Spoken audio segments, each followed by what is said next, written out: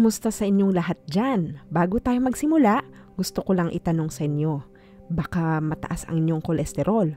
Alam nyo ba kung paano ito maaring makapekto sa ating kalusugan? Well, manatili lang kayo dahil ang video na to ay tungkol sa kolesterol at kung paano ito maaring makapekto sa ating kalusugan. Simulan natin ang paglalakbay patungo sa magandang kalusugan. Ang high cholesterol ay isang kondisyon kung saan ang antas ng kolesterol sa dugo ay tumataas ng labis sa normal. Ang kolesterol ay isang uri ng taba na mahalaga para sa maraming bahagi ng katawan. Ngunit kung ito'y masyadong mataas, maaaring magdulot ito ng mga problema sa kalusugan, lalo na sa puso at mga ugat. Ang kolesterol ay dumadaan sa dugo at naka-attach sa mga protina upang makabuo ng lipoproteins. May dalawang pangunahing uri ng lipoproteins na may kinalaman sa kolesterol, low-density lipoprotein o LDL. Kilala rin bilang masamang kolesterol dahil maaaring magdulot ito ng pagbuo ng plaka sa mga pader ng mga ugat. Ang pagbuo ng plakang ito ay maaaring magdulot ng pagsikip ng ugat na maaaring magresulta sa mga sakit sa puso.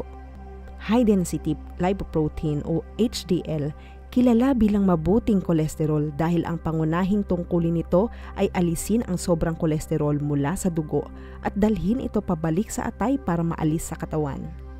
Sa mataas na antas ng LDL o mababang antas ng HDL, maaaring magkaroon ng mataas na kolesterol.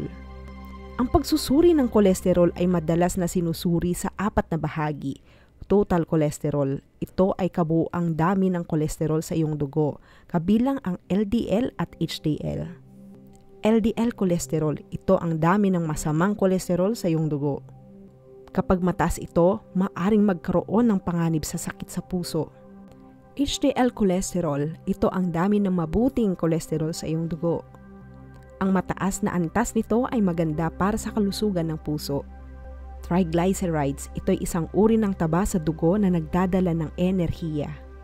Ang mataas na antas ng triglycerides ay maaaring kaugnay din sa mga problema sa puso.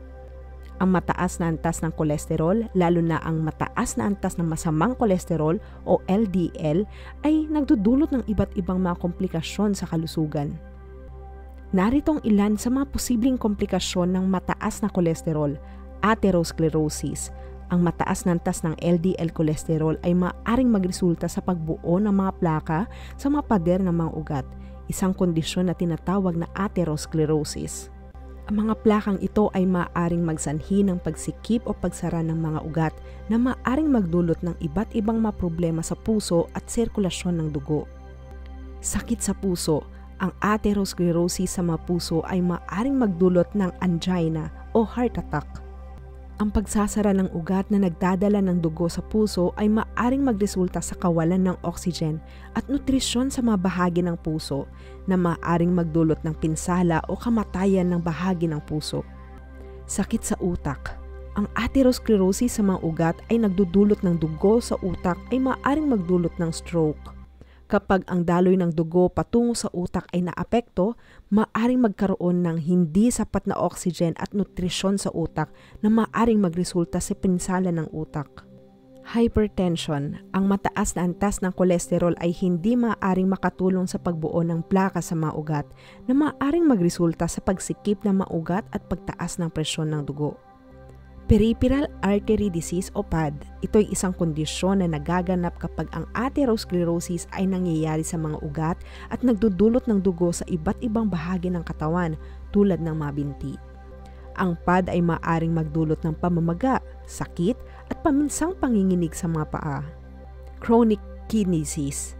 Ang mataas na antas ng kolesterol ay maaaring makaapekto sa mga ugat na nagdadala ng dugo sa mga bato na maaaring magresulta sa chronic kidney disease.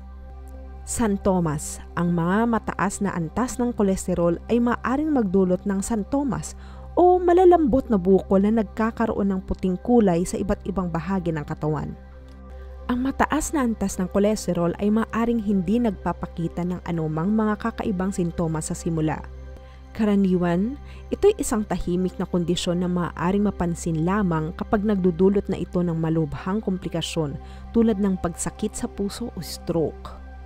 Naritong ilang mga posibleng senyales o sintomas na maaaring kaugnay sa mataas na antas ng kolesterol: panlalabo ng paningin, pamamanhid o panginginig, sakit sa puso, hirap sa paghinga, mga buhok na puti, pamamaga ng mga extremities. Santomas. Ang mataas na antas ng kolesterol ay maaaring magresulta sa santomas.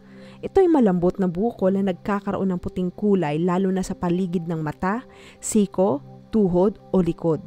Panlalabo o pagsusupil ng memorya. Ang mga ito ay ilang posibleng senyales lamang at hindi lahat ng may mataas na antas ng kolesterol ay nagkakaroon ng sintomas na ito. Ang mga sumusunod ay ilan sa mga pagkain at lifestyle habits na maaaring makatulong sa pag-iwas o pagkontrol ng mataas na antas ng kolesterol. Iwasan ang pagkain ng maraming saturated fats. Iwasan ang trans fats o hydrogenated fats. Ito ay matatagpuan sa mga produktong prinito o processed na mayroong partially hydrogenated oils tulad ng fast food, commercially baked foods at snack foods. Pag-iwas sa matamis na inumin. Iwasan ang mga matatamis na inumin lalo na ang mga may mataas na asukal na maaaring makaapekto sa timbang at cholesterol levels. Pagbawas sa pagkonsumo ng alak.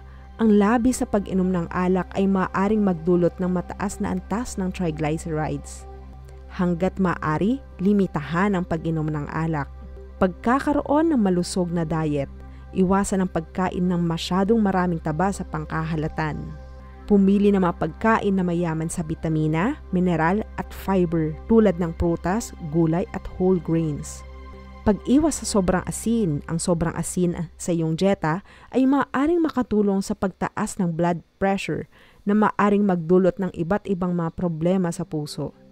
Ang regular na ehersisyo ay maaaring makatulong sa pagpapababa ng LDL at pagtaas ng HDL. Dapat itong isama sa iyong araw-araw na routine. Ang paninigarilyo ay maaaring sanhi sa pagtaas ng antas ng LDL cholesterol at pagpababa ng antas ng HDL cholesterol. Kung maaari, iwasan ang paninigarilyo o humingi ng tulong upang mag-quit.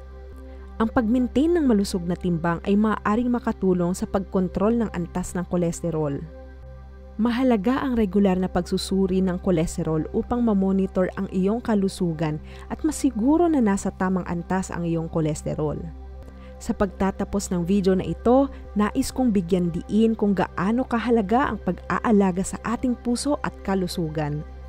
Ang mataas na antas ng kolesterol ay isang aspeto na ating dapat bantayan at ang pagiging maalam dito ay hakbang tungo sa mas malusog na pamumuhay.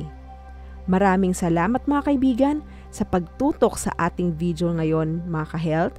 Kung natuwa kayo o may natutunan kayo, huwag kalimutang magpindot ng like button at i-share ang video na ito sa inyong mga kaibigan at mga kapamilya.